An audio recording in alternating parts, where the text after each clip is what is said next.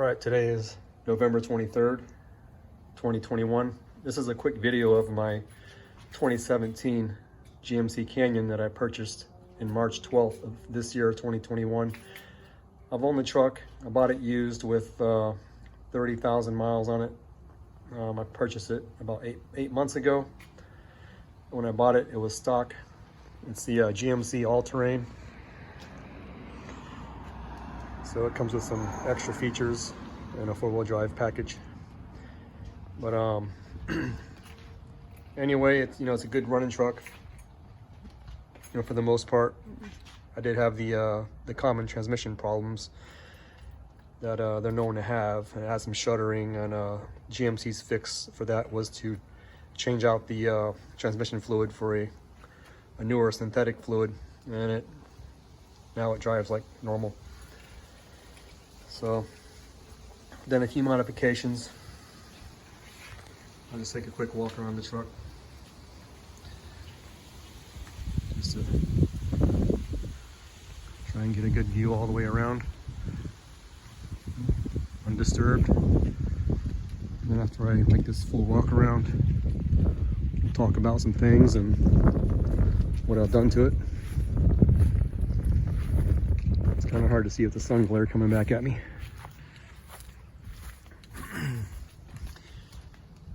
Alright, well, the first thing I done to it was I got rid of the air dam underneath. That was the first thing I done to it.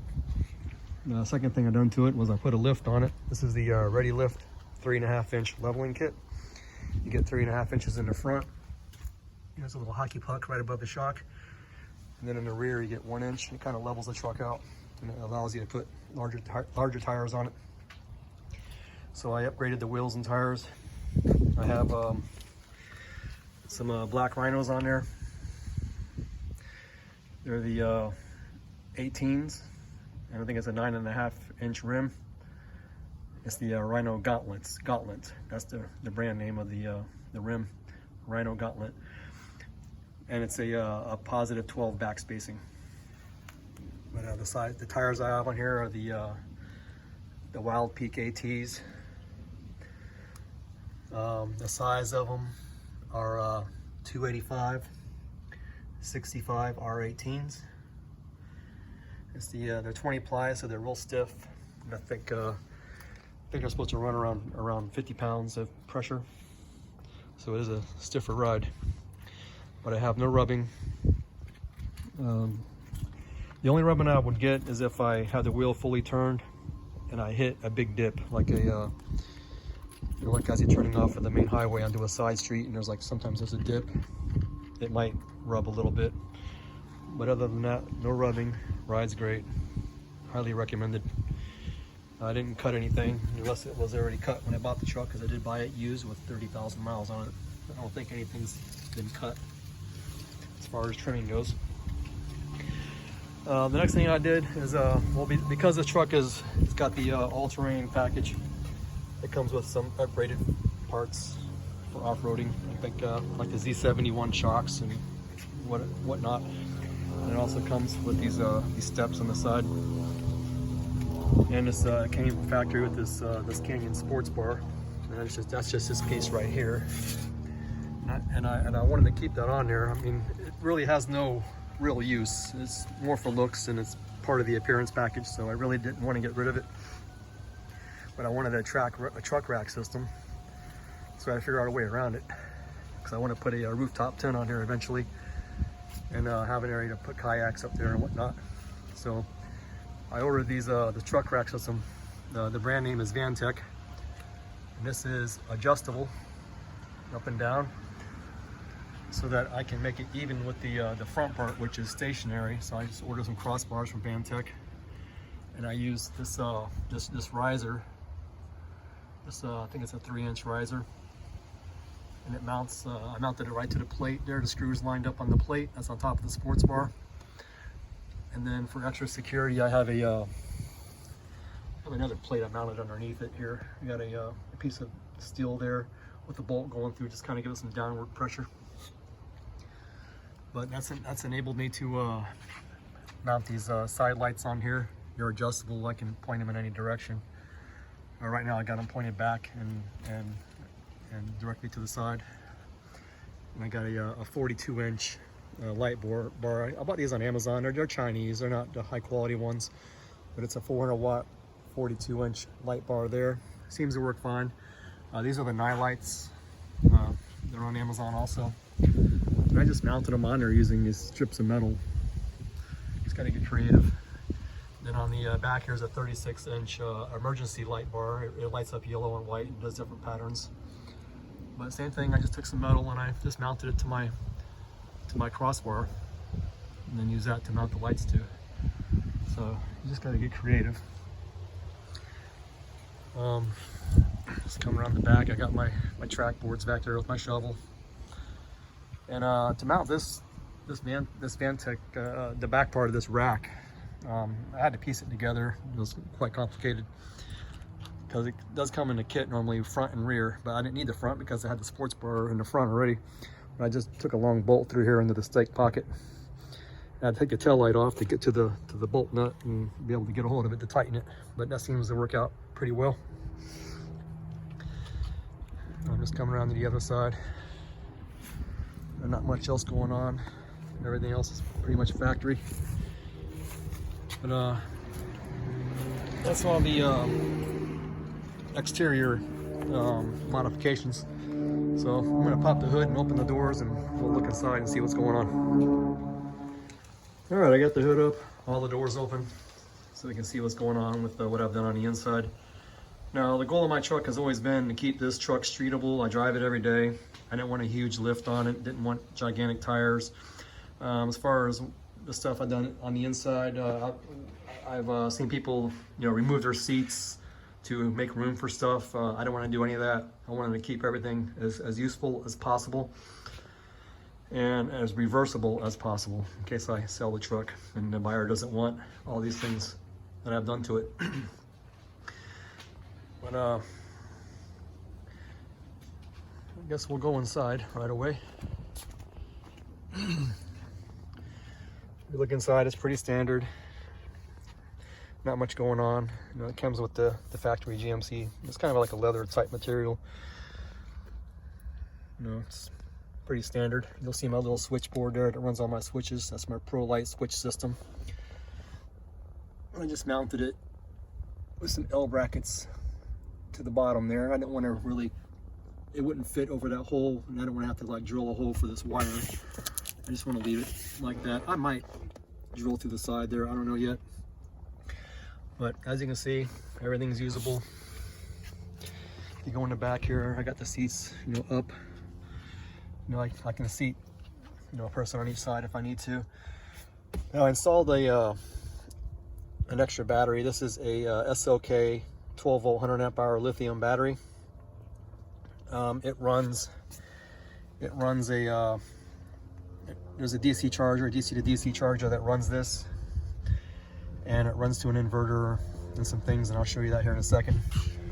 And as you can see, plenty of room for people to sit. Haven't destroyed anything. The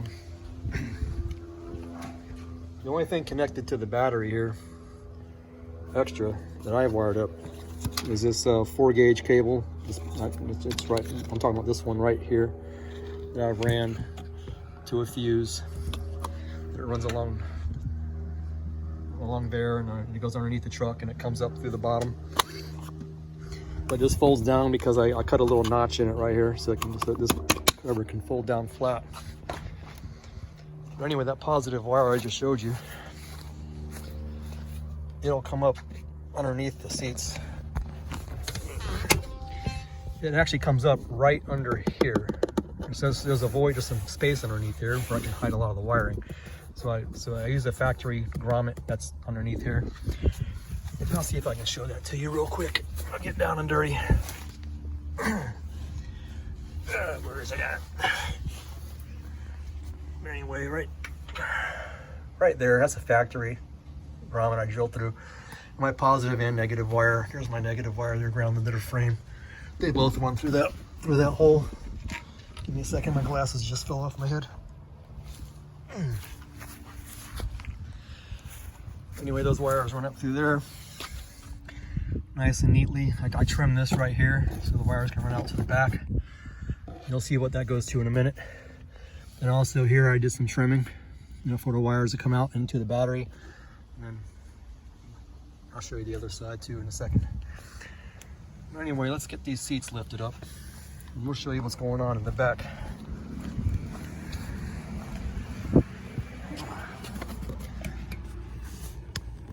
Actually, let's do the opposite. Well, while I'm here, let's talk about the battery. There's a battery mounting. I just used some angle iron. I mounted it to the floorboard. It's bolted all the way through the bottom of the truck. And I got some metal across the top there. It's strapped down with some J hooks. So this battery's not going anywhere. It fits perfectly in between the seat. It folds down, folds up, fully operational. And I coated it with some plasti dip to look nice. That's why it's black. But, let's fold down this seat. And let's come to the other side. I'll fold this seat down too.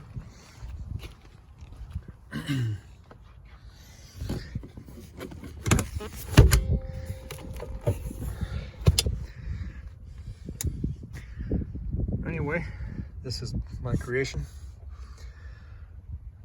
I guess I'll start with the DC to DC charger. There's a little light here. I'll turn it off. It seems to be messing with the camera. I can turn that on and off. There's magnets that just hold it up there.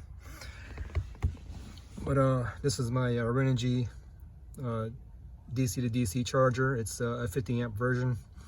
So it takes the energy from the starter battery, you know, the truck battery, and it uses the alternator to keep the extra battery here, which we'll refer to as a house battery. It keeps the house battery charged up.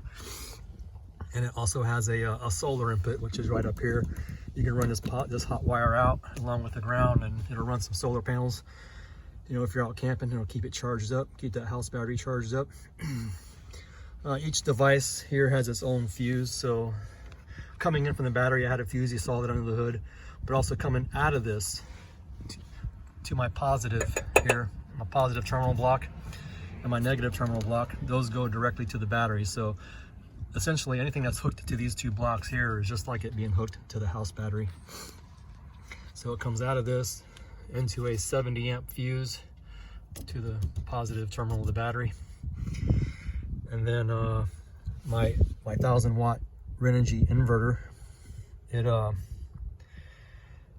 it comes out to this 150 amp fuse to the positive terminal. And then over here I got some extra circuitry. This is my switch pros. This runs my switch system you saw up front, and you can hook up to 8 devices off of it and run it off a switch system to turn off and on. This is pretty simple. I love this thing. It's got Bluetooth. It's programmable.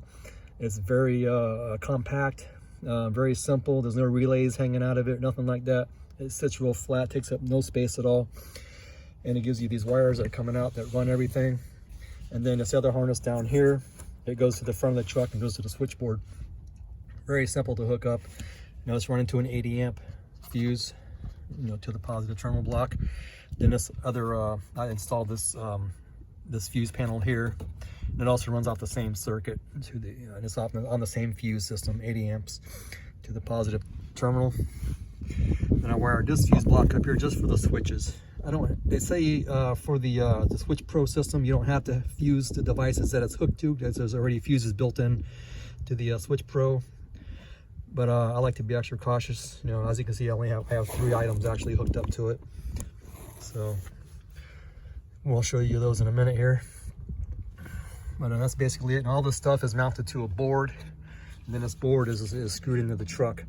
Now, if I had to do it over again, which I might do it over again, you can pop these air vents out, and then I can just drill a hole through this, and then use a screw and nuts system to where I can just, instead of screwing in the truck, you just have bolts and nuts. And if I run it all the way across to the other vent, then that could be what holds it on. I can do the same thing over there. But I wanted to just take up less space as possible because I didn't really know what I was going to do with this other side. So that's that. And then this is kind of hard to get to. I was limited on space. It's really hard to plug stuff in and get to the inverter. So I bought a Craftsman magnetic one of these. You know, you just turn the inverter on. Everything should run because it's off the battery. It's not off the ignition. Can't see because it's. There you go. I turned it on there. And you turn it on here. There you go. It's lit up now. Those 120 volt sockets are charged up. Now I can plug something in it and run it. But yeah, that's that. I guess we'll demonstrate the items that I got hooked to it working, the lights and whatnot. I guess I can do it from the passenger. Right, I had to end the video because when I turned the key switch on to show you how the switch panel works, my Bluetooth on my phone connected to the truck and it disabled my video. But anyway, let's try this again. All right, this is hooked up to the 12 volts or to the ignition, so I have to turn the ignition on. I'll try to turn the radio off if that comes on. I don't know if it'll come on or not. But let me wait for that radio, see if it comes on or not. Okay, anyway, this is my switchboard, and yeah, these four switches, they run 40 amps, and then these four here, they run 20 amps. So I got the items hooked up to these three of these right now. So let's turn on the overhead 42-inch light bar. You see that light up? It's on, and I don't know if you'll be able to tell it's lit up because it's so freaking, the sun's like hitting it directly. But yeah, I can tell looking at it. I don't know how this video is gonna look, but it's lit up, turned on. And we'll go ahead and turn on both of the side lights and back lights, which you can see that they're turned on. I got both sides turned on. I can turn them on independently or both at once, but the sun's right there. Yeah, terrible time in the video, I guess. But yeah, I'll show you on my wife's phone because this is also Bluetooth operational and programmable. So I'll cut some of this. I'll cut some video in here of me operating this with the Bluetooth. When you operate it on Bluetooth, as long as it's been turned on in the last 8 hours, the Bluetooth will connect, and you don't have to have the key on. So you can do it right from your phone. Now this little panel, this little control board here, it runs my emergency lights in the back. And it has different configurations, like if I power it up. And then that's the flash pattern that's on right now. So if you go back here and look in the back, you'll see the lights doing that flash pattern. It does all kinds of different patterns. You know, I like it. You know, it's high visibility. If you break down or whatnot, you know, change a tire, you can turn that on, and people are more likely to see it. Especially nowadays, everybody's distracted on the road. They're looking at their phones and their doodahs. So, yeah. So that's that. So, and I'll link in the video of most of the products that I bought, but I highly recommend this switchboard. It's pricey. I think it's around $600. But it's very clean install. It looks very nice. You can change the colors of the LED display. You can program it. You can program the anything you have hooked up to it. You can program it to flash or do different patterns. There's a lot to it that I don't know, that I'm probably not going to use. But it is really nice, and it's made in the USA. So yeah. I guess I'll give you a video. Let me go grab my drill, and I'll plug it in here so you can see the inverter at work. Hang on. All right, we're on the other side here. I went and I got my it's my DeWalt drill. I don't know how many amps it pulls, but I do know that I did come out here yesterday and I vacuumed the truck with the house vacuum cleaner, and I measured the amperage, or the wattage actually. It surged up to 1800 watts of a surge. Then it leveled out at 900 watts. And this 1000 watt inverter from Renogy, it kept up, it held it. But anyway, it's all plugged in. You can see right there, my drill's plugged in there. It goes to the drill. That